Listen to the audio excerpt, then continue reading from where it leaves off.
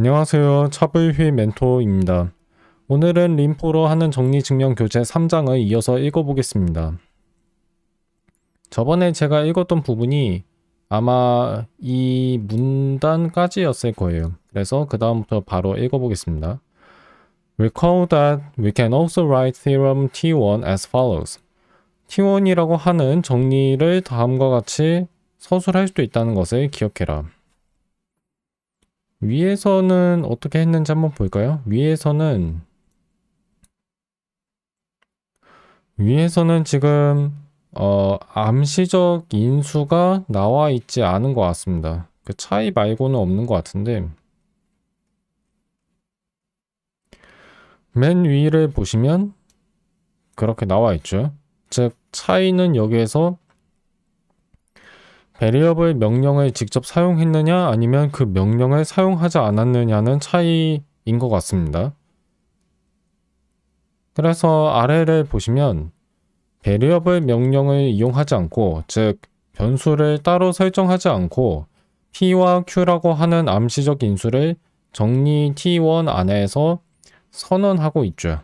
그렇게 써도 문제 없다는 것은 뭐 당연합니다.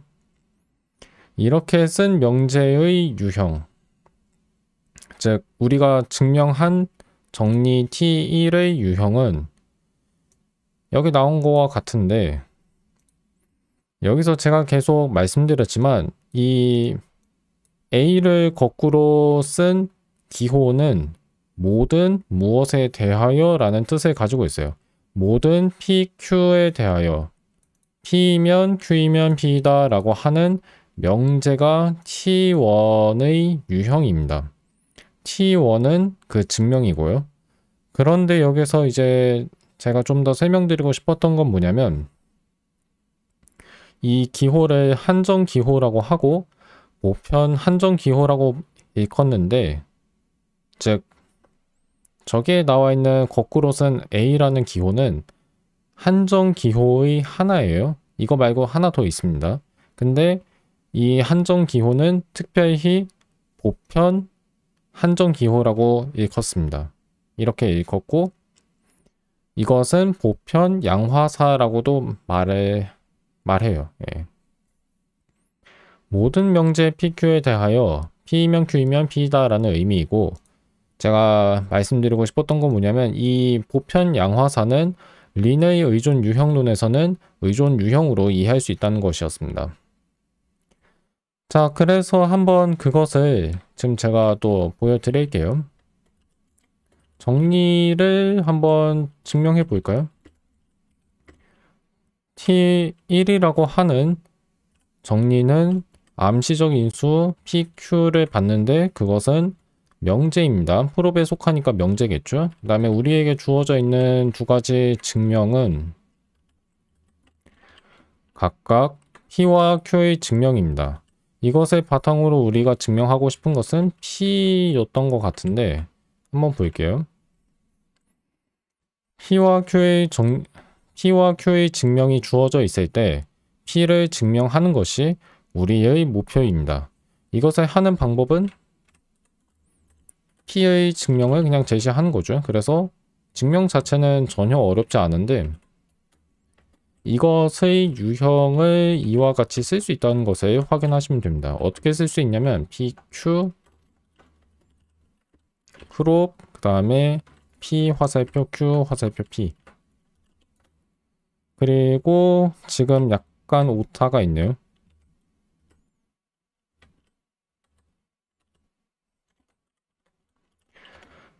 자, T1이라고 발음이 잘못됐습니다. T1이라고 하는 정리는 이와 같은 유형에 속하는데 아마 암시적 인수를 명시적으로 표현해서 오류가 생긴 것 같습니다. 지금 이것을 보시면 이제 오류가 없죠. 보편 양화사라고 하는 것은 결국 린의 유형론에서는 의존 함수 유형을 가리킨다는 것을 지금 설명드린 겁니다. 즉 이렇게 쓰나, 잠시만요. 저게 나오면 안 되는데 제가 다른 컴파일을 하면서 썼던 그 텍스트가 갑자기 나와 버렸네요. 위에서 썼던 거나 아래에서 쓴 거나 똑같다는 거, 이거를 설명드리고 싶었습니다. 즉 모든 PQ에 대하여 라는 것은 린에서는 암시적 인수 PQ를 의미한다고 보시면 되고, 그 다음에 화살표가 하나 더 추가된다고 이해하시면 돼요. 다시 얘기해서 의존 함수 유형으로 보편 양화사를 이해하면 된다는 것입니다. 그러니까 위와 아래는 같은 거예요. We can read this as the assertion for every pair of propositions PQ. 모든 두 명제 PQ의 쌍에 대하여, 아니면 이렇게 얘기할 수도 있겠어요. 명제의 임의의 쌍 PQ에 대하여 P이면 Q이면 P다 라는 것을 우리가 방금 증명한 것이고, 뭐 여기까지는 지금 제가 다 설명드렸죠. For example, we can move all parameters to the right of the column.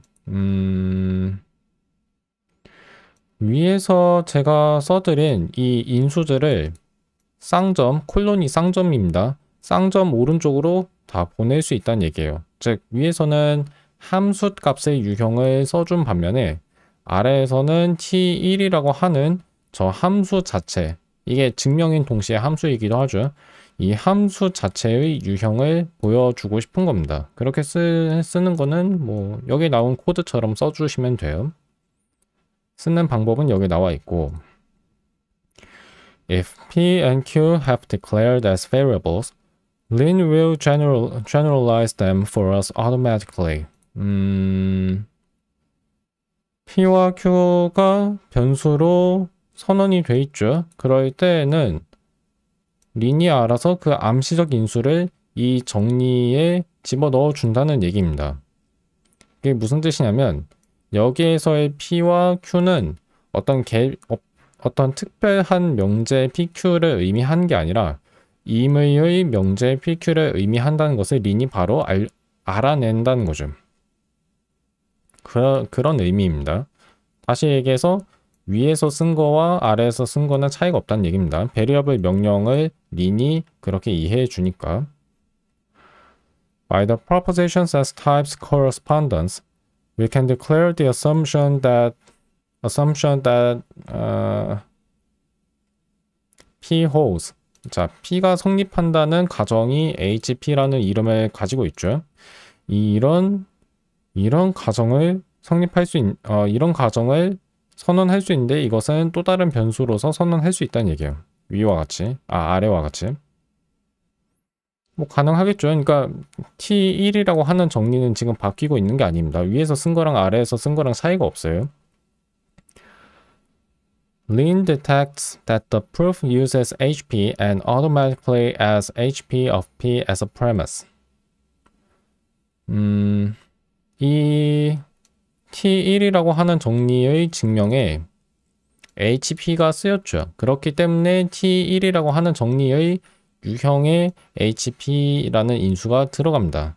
즉 HP라는 전제가 이 T1에 들어간다는 것을 린이 알아서 판단해줘요. In all cases, the command print T1 still yields PQ for all P and Q of prop. P implies Q implies P. 즉 위에서 쓴 모든 T1은 그 유형이 다 모든 PQ에 대하여 P이면 Q이면 P다 라는 것입니다. Remember that this type can just as well be written. 자, 이와 같이도 쓸 수 있는데 쓸 수 있죠. 쓸 수 있는데 약간 좀 불필요하긴 한 겁니다. 예를 들어서 HP, HQ라고 하는 이름은 굳이 지정할 필요가 없어요. 왜냐하면 그 뒤에 나오는 유형에서 HP와 HQ가 등장하지 않으니까. 하지만 알고 있으시면 좋습니다. 이게 된다는 걸 알고 계시면 좋아요. 자, 이게 왜 되냐면 The arrow denotes nothing more than an arrow type in which the target does not depend on the bound variable. 여기서 목표라고 하는 것은 P를 얘기하는데요. 즉 P에는 P를 P라는 식에는 당연히 P라는 변수가 나타나 있죠. 그렇기 때문에 이 P라고 하는 유형은 프롭에 속하는 첫 번째 인수 P에 의존하는 게 맞습니다. 그렇지만 P라는 식 자체는 HP나 HQ에 의존한다고 볼 수는 없겠죠. 왜냐하면 P라는 식에는 HP나 HQ가 직접 등장하진 않으니까요. 따라서 HP, HQ에는 이 P라고 하는 유형이 의존하지 않습니다. 근데 이 장에서 우리가 이미 다뤘어요. 이런 경우에는 HP, HQ는 사실 있으나 없으나 상관이 없다는 거죠. 여기에 나와 있는 유형 전체는 의존 함수형인 건 맞지만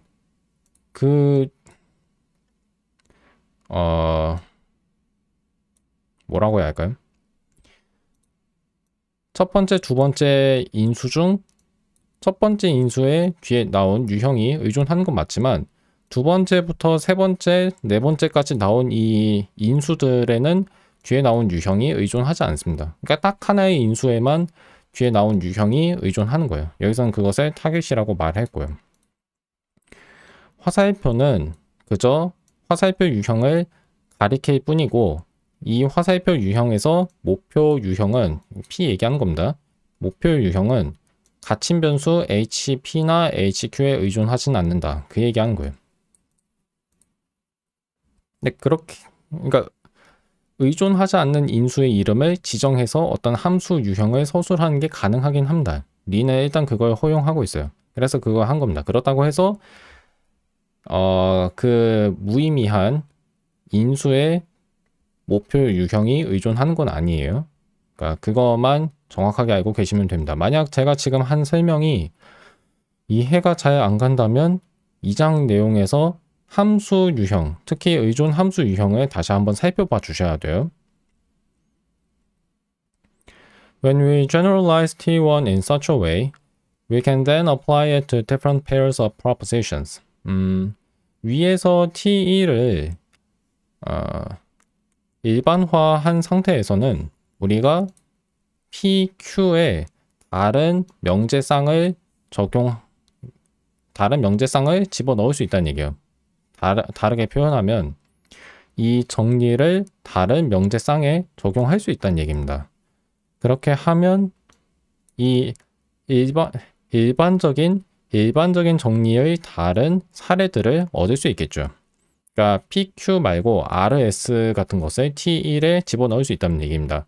무엇에 집어넣는다는 건 반대로 이렇게 표현할 수 있어요. T1이라고 하는 정리를 R나 S와 같은 인수에 인수라 해도 되지만 변수에 적용할 수도 있다는 얘기입니다. 그래서 근데 잘 보시면 갑자기 암시적 인수였던 게 명시적으로 바뀌었죠. 저라면 이렇게도 할 수 있을 것 같은데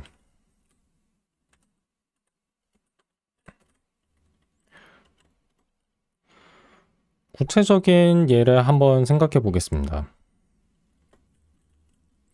T1을 쓰고 그 다음에 암시적 인수를 명시적으로 바꿔주기 위해 @기호를 사용합니다.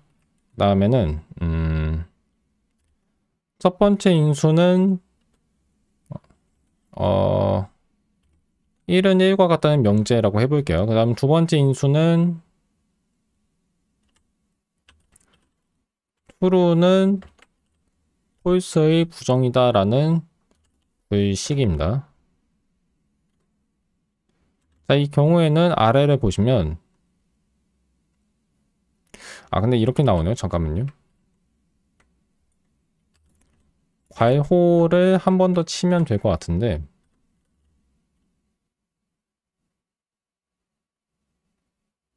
예, 된 것 같습니다. 근데 괄호 치나 안 치나 상관이 없었던 것 같아요. 자, 한번 보겠습니다. 지금 T1이라고만 나와 있지만 여기에서는 암시적 인수가 생략된 채로 T1이라는 이름만 보여준 거라고 생각하시면 돼요. 즉 아래 메시지 창에서 T1이라고 한 것은 T1이 발음이 안 되네요. T1이라고 한 것은 지금 T1, 1은 1과 같다, true는 거짓의 부정과 같다는 저 전체 식이랑 똑같은 겁니다. 자, 근데 이것의 유형이 무엇인지 보니까 1은 1과 같다. 그리고 true는 false의 부정과 같다. 그리고 여기 보시면 그런 불식은 참과 같다고 나와 있는데 왜 이런 식으로 쓰이는지는 지금 제가 설명드리진 않을게요. 그래서 불유형의 같음을 그냥 명제 같음으로 바꿔주겠습니다.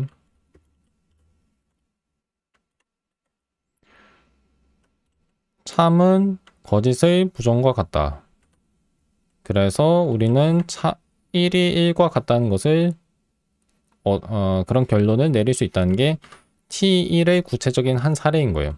다른 사례를 하나 더 보여드리겠습니다.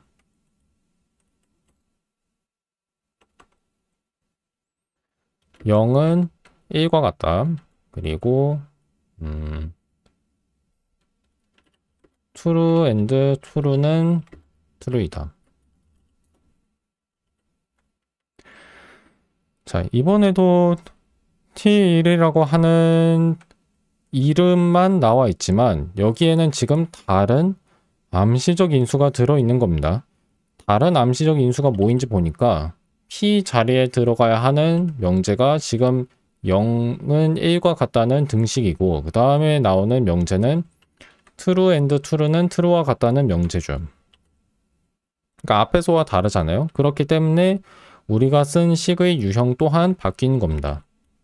0은 1과 같고 true 그다음에 여기서 이제 식이 좀 또 달라지는데 약간 지금 문제가 생긴 것 같아요. 아마 괄호를 하나 더 쳐야 해서 그런 것 같은데 자 이렇게 치면 된 것 같습니다. 예. true and true는 true와 같다는 명제가 두 번째 명제이고 이 두 명제가 모두 참일 때 0은 1과 같다는 결론이 나옵니다. 그래서 3번 줄에 나온 T1이나 4번 줄에 나온 T1이나 메시지 정보창의 메시지에서는 똑같이 T1이라고 나오지만 이것은 서로 다른 사례예요. 무엇의 사례냐면 T1의 구체적인 서로 다른 두 사례인 겁니다. 왜 이게 사례라고 불리냐면 T1이 지금 서로 다른 명제상에 적용됐기 때문이죠. 그러니까 그 결과가 되는 유형 또한 다른 겁니다. 이 얘기하는 거예요. 그러니까 사례라는 건 저런 겁니다. PQRS라는 4개의 명제가 변수로서 선언이 돼 있을 때 T1PQ라고 하는 식은 그 유형이 P이면 Q이면 P이다고 RS가 지금 T1에 반대로 얘기했네요. T1을 RS에 적용했을 때 그 결과는 R이면 S이면 R이다라는 거고 뭐 이렇게도 쓸 수 있고요. H라는 것이 지금 또 조건문으로 들어가 있는데 여기에서는 지금 이제 암시적 인수 저는 암시적 인수로 썼지만 여기에서는 명시적 인수인 두 명제를 T1에 집어넣은 다음에 증명을 집어넣은 겁니다. 그러니까 H는 앞에 나와 있는 두 조건문과 다르게 H는 조건문이 아니고요. R이면 S이다 라고 하는 조건문의 증명인 거예요. 이 증명을 집어넣은 겁니다. 따라서 남은 유형은 무엇이냐면 Q이면 P다라는 조건문이겠죠. 근데 Q에 해당하는 것이 S이면 R이다이고 P에 해당하는 것이 R이면 S이니까 그래서 S이면 R이다가 참이면 R이면 S이다 라는 명제가 나옵니다. 이거는 T1의 유형이 무엇인지 아시면 그렇게 어렵지 않아요. 다시 한번 써드릴게요. T1의 유형은 PQ라는 암시적 인수를 받은 다음 P이면 Q이면 P다 라고 하는 조건문의 증명을 출력하는 함수가 지금 T1인 거죠. 예, 그렇게 생각하시면 됩니다. 그래서 첫 번째, 두 번째 암시적 인수를 지정한 다음 P에 해당하는 명제 증명을 T1에 집어넣으면 그 결과 유형은 Q이면 P다라고 하는 조건문의 증명이겠죠? 그 얘기한 거예요. Once again, using the propositions as types correspondence, the variable h of type equal이 아니라 R implies S can be viewed as the hypothesis or premise that R implies S holds.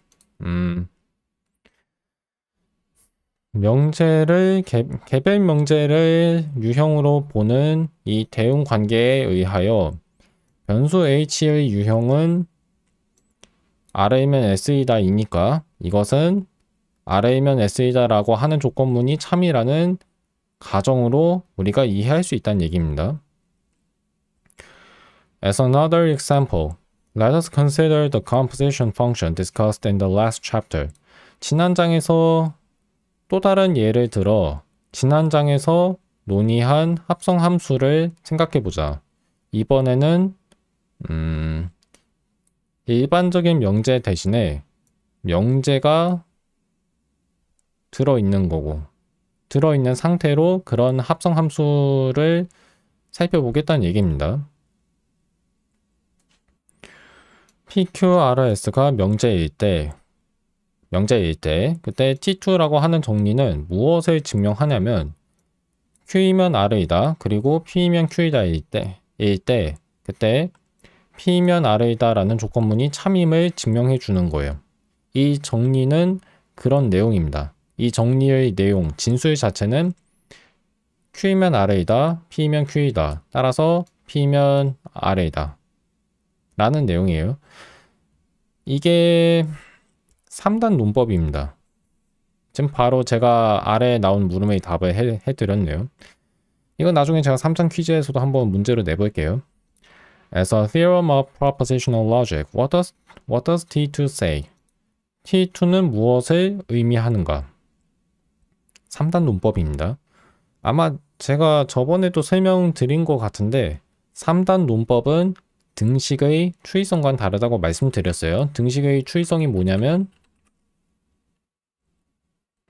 그냥 여기서는 서술만 할게요. 그래서 간단하게 주석만 써 드리겠습니다.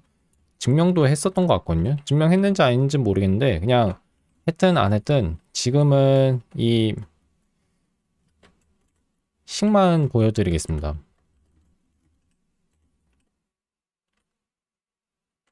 여기서 A라고 써 놓는 게 낫겠네요. A와 B가 같다. B와 C가 같다. 따라서 A와 C가 같다.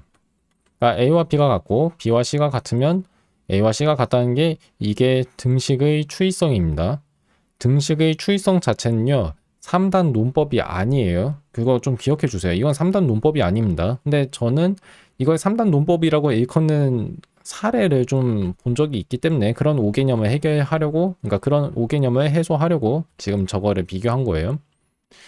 3단 논법이 무엇이냐면 그냥 여기서 써 드릴게요.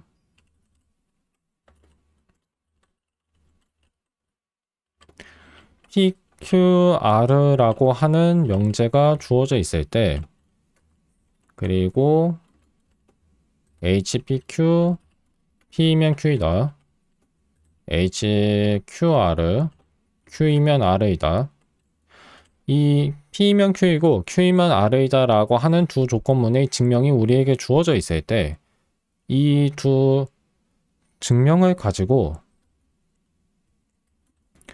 P이면 R이다 라고 하는 조건문을 우리가 증명할 수 있다는 게 3단 논법이 이야기하는 바입니다. 이거를 어떻게 증명할지 한번 지금 보여드릴게요. 조건문의 증명은 무조건 함수 추상화로 시작해야 합니다. 그래서 맨 처음에는 P가 참이라는 가정을 할 거고 그 가정이 있을 때 우리가 증명해야 하는 결론은 R라고 하는 명제입니다. R라는 명제를 증명해야 하는데 have라고 하는 명령을 아직 우리가 핵심어를 아직 우리가 다루지 않은 것 같지만 여기서 한번 설명드릴게요.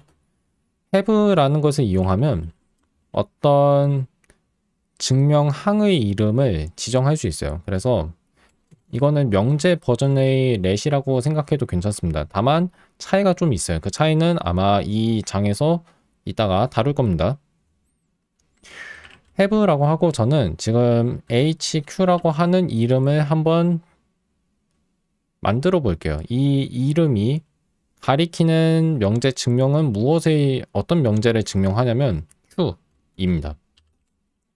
그러니까 q의 증명을 만들어 보겠다는 거예요. 어떻게 만들 거냐면 hpq, hp를 이용해서.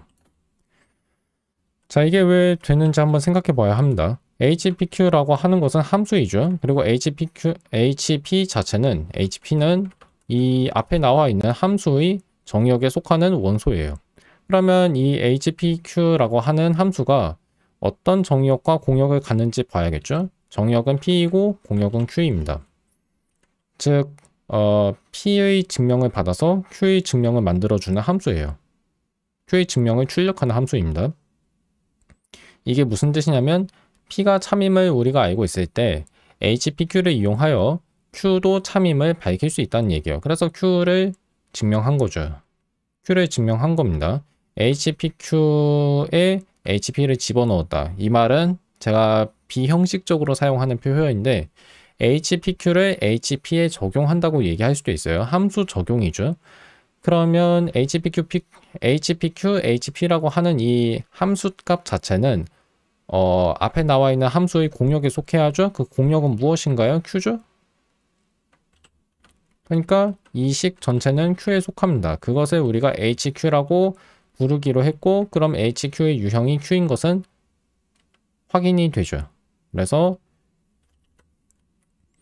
이제 정보창에서 hq라고 하는 가정이 추가된 것을 볼 수 있습니다. have 명령을 이용하면 이런 식으로 어떤 명제의 증명을 맥락이라고 하는데, 이 목표 증명 목표와 가정이 있는 이 전체를 맥락이라고 볼 수 있는데, 이 맥락 안에 어떤 증명항을 추가해주는 역할을 have가 해줘요. 자, 그러면 이와 같은 방식으로 R을 만들면 됩니다. 무슨 방식이냐면 HQR를 한번 봐주세요. HQR는 Q이면 R이다 라는 조건문의 증명이죠. 이 조건문의 증명을 바탕으로 R를 증명할 수 있습니다. 왜냐하면 Q의 증명이 우리에게 주어져 있으면 이를 바탕으로 HQR을 이용해서 R의 증명을 만들어낼 수 있으니까요. 근데 Q의 증명 이미 아까 제가 만들어 드렸죠. 그래서 함수 값을 계산하면 됩니다. 함수 적용을 하면 된다는 거예요. HQR을 HQ에 적용하면 R에 속하는 원소를 우리가 얻을 수 있습니다. 그 말은 R의 증명을 우리가 얻었다는 것이고, 그게 우리가 원하는 목표죠. 그래서 증명은 이렇게 할 수 있습니다. 펀 다음에 이렇게 들여쓰기를 한 번 더 하셔도 괜찮긴 한데 어떤 게 더 좋을지 약간 좀 고민이 가네요. 예, 들여쓰기를 한 번 더 하는 거로 하겠습니다. 이렇게 증명을 할 수 있고, 이것이 3단 논법이에요. 3단 논법은 고등학교 명제 단원에서 저는 배웠던 거로 기억하는데, 이게 교육과정에서 꼭 다뤄야 하는 내용은 아닌 거로 알고 있습니다. 어쨌든 간에 이거는 좀 자주 쓰이는 논법이니까 용어는 알아두시면 좋아요. 영어로는 이것을